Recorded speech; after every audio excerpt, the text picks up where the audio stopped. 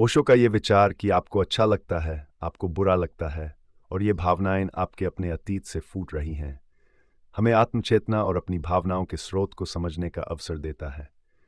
ओशो के अनुसार हमारी सारी भावनाएं, चाहे वे सकारात्मक हों या नकारात्मक, हमारे पिछले अनुभवों, धारणाओं और मान्यताओं का परिणाम होती हैं।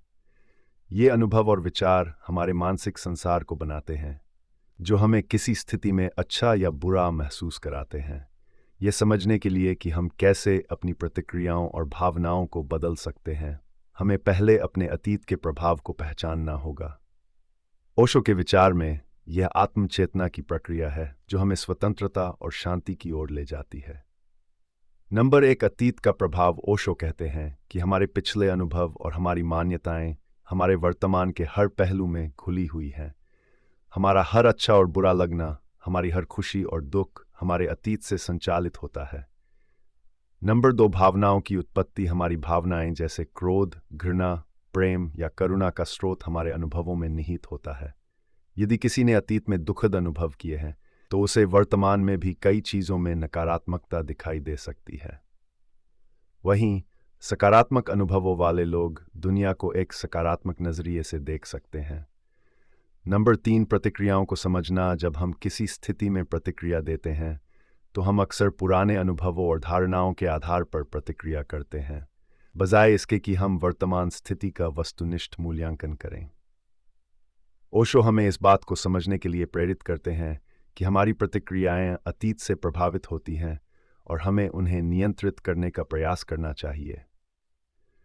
नंबर 4, अतीत की बेड़ियों से मुक्त होना। ओशो के अनुसार जब हम अपनी भावनाओं के स्रोत को पहचान लेते हैं तो हम उन्हें धीरे धीरे छोड़ सकते हैं। अतीत में बंधी भावनाएं हमें वर्तमान में जीने से रोकती हैं। उनसे मुक्ति पाकर ही हम अपने वास्तविक स्वभाव को पा सकते हैं और जीवन में स्वतंत्रता का अनुभव कर सकते हैं। नंबर 5, वर्तमान में जीने की कला। ओशो मानते हैं कि जब हम अपने अतीत के प्रभावों से मुक्त होते हैं तभी हम वर्तमान को पूर्णता में जी सकते हैं। वर्तमान में जीने से हमारे भावनात्मक और मानसिक तनाव कम होते हैं और जीवन में संतुलन और शांति आती है। नंबर 6, स्वयं के प्रति जागरूकता। ओशो हमें अपने भीतर झांकने की सलाह देते हैं। हमें ये जानने की आवश्यकता है कि हमारी कौन सी भावनाएं हमारे भीतर सहज हैं और कौन सी हमारे अतीत की देन है। ये जागरूकता हमें वर्तमान में अपने भावों को नियंत्रित करने और उन्हें समझने की क्षमता देती है। नंबर 7, निर्णय लेने की क्षमता। अतीत की बेड़ियों से मुक्त होकर हम किसी भी स्थिति में एक संतुलित निर्णय ले सकते हैं। तब हम अपने कार्यों और प्रतिक्रियाओं को ज़्यादा समझदारी और कम भावनाओं के आधार पर संचालित कर सकते हैं। नंबर 8, सच्ची स्वतंत्रता की ओर कदम। जब हम अपने अतीत के प्रभावों को पहचानकर उन्हें छोड़ देते हैं तो हम वास्तव में स्वतंत्र होते हैं। यह स्वतंत्रता हमारे जीवन को अधिक समृद्ध और सुखद बनाती है। ओशो का यह सिद्धांत सिखाता है कि सच्चा आनंद और शांति केवल तभी मिल सकती है जब हम अतीत की बंदिशों से मुक्त हो जाएं। नंबर 9, दूसरों के प्रति सहानुभूति। जब हम अपने अतीत और अपनी भावनाओं को समझ लेते हैं तो हम दूसरों की भावनाओं और उनके अतीत को भी समझने लगते हैं।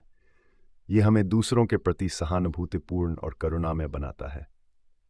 ओशो का ये विचार हमें सिखाता है कि हमारी हर भावना, हमारी हर सोच और प्रतिक्रिया कहीं न कहीं हमारे अतीत से प्रभावित होती है।